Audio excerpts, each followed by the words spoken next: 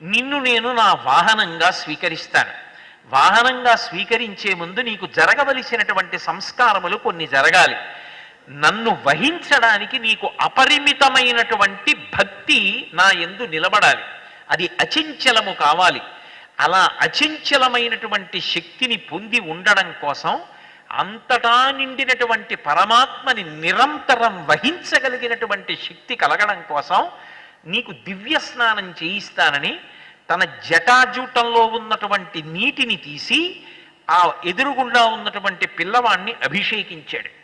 ఆ నీళ్లు దోసిటతో పోసినప్పుడు ఆ నీరు పిల్లవాడికి తగిలి అనంతమైనటువంటి ప్రవాహంగా కింద పడుతూ 5 ధారలుగా 5 రకాలైనటువంటి ప్రవాహాలుగా ప్రకాశించి ప్రయాణం చేసింది.